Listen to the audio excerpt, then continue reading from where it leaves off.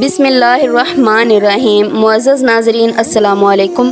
ہماری آج کی ویڈیو کا موضوع ایک ایسا شخص ہے جس کا ذکر اللہ تعالیٰ نے قرآن پاک میں نشان عبرت کے طور پر کیا۔ یہ شخص قارون ہے جو مال کی کثرت کی وجہ سے غرور اور تکبر میں مبتلا ہوا، زکوٰۃ کا منکر ہوا۔ یہی گمراہی اس کے برے انجام کا سبب بنی۔ معزز ناظرین، قارون کا مختصر تعارف، اس کے خزانوں کا حال اور اس کی روش، حضرت موسیٰ علیہ السلام اور مومنین کی اس کو نصیحت اور قارون کا انجام جاننے کے لیے ویڈیو کو مکمل دیکھیے۔ اللہ تعالیٰ نے قرآن پاک میں فرمایا، بے شک قارون موسیٰ کی قوم سے تھا، پھر اس نے ان پر زیادتی کی اور ہم نے اس کو اتنے خزانے دیے جن کی کنجیاں ایک زور آور جماعت پر بھاری تھیں۔ مفسرین بتاتے ہیں کہ قارون حضرت موسیٰ علیہ السلام کے چچا یسہر کا بیٹا تھا۔ انتہائی خوبصورت اور حسین آدمی تھا، اس لیے اسے منور بھی کہتے تھے۔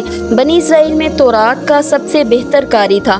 ناداری کے زمانے میں نہایت عاجزی کرنے والا اور با اخلاق تھا۔ کہا گیا ہے کہ فرعون نے اسے بنی اسرائیل پر حاکم بنا دیا تھا۔ اللہ تعالیٰ نے اسے اتنے خزانے دیے تھے کہ ان کی چابیاں اٹھانا ایک طاقتور جماعت پر بھاری پڑتا تھا۔ جب قارون سوار ہو کر نکلتا تو کئی جانوروں پر اس کے خزانے کی چابیاں لادی جاتی تھی۔ مال و دولت آتے ہی اس کا حال تبدیل ہوا اور یہ بھی سامری کی طرح منافق ہو گیا۔ حضرت موسیٰ علیہ السلام کا بڑا دشمن بن گیا اور اعلیٰ درجے کا متکبر اور مغرور ہوا۔ جب زکوٰۃ کا حکم نازل ہوا تو اس نے حضرت موسیٰ علیہ السلام کے روبرو یہ عہد کیا کہ وہ اپنے تمام مالوں میں سے 1000واں حصہ زکوٰۃ نکالے گا، مگر جب اس نے مال کا حساب لگایا تو ایک بہت بڑی رقم زکوٰۃ کی نکلی۔ یہ دیکھ کر اس پر ایک دم حرص و بخل کا بھوت سوار ہو گیا اور وہ زکوٰۃ کا منکر ہوا۔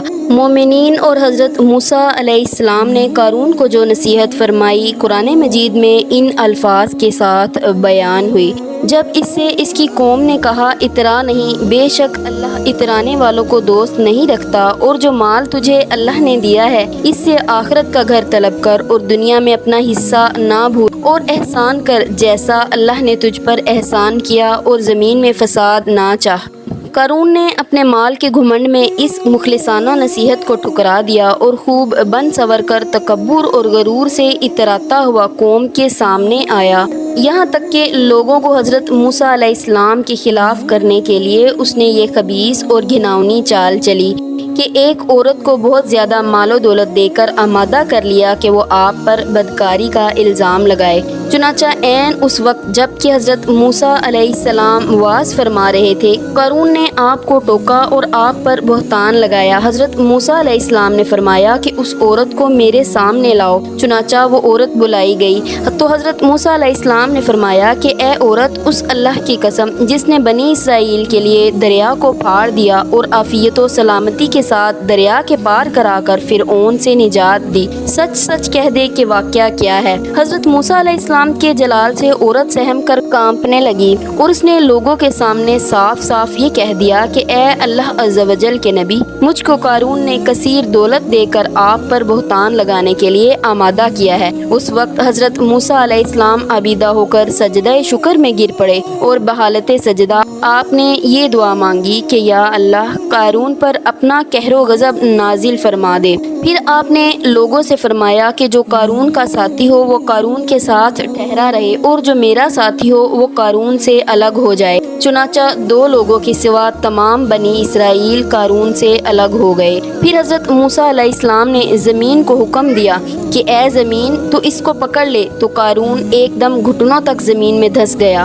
پھر آپ نے دوبارہ زمین سے یہی فرمایا تو وہ کمر تک زمین میں دھس گیا۔ یہ دیکھ کر قارون رونے اور بلبلانے لگا اور قرابت و رشتہ داری کا واسطہ دینے لگا، مگر آپ نے کوئی التفات نہ فرمایا، یہاں تک کہ وہ بالکل زمین میں دھس گیا۔ 2 لوگ جو قارون کے ساتھی ہوئے تھے کہنے لگے کہ حضرت موسیٰ علیہ السلام نے قارون کو اس لیے دھنسا دیا کہ تاکہ قارون کے مکان اور اس کے خزانوں پر خود قبضہ کر لیں۔ تو آپ نے اللہ تعالیٰ سے دعا مانگی کہ قارون کا مکان اور خزانہ بھی زمین میں دھس جائے۔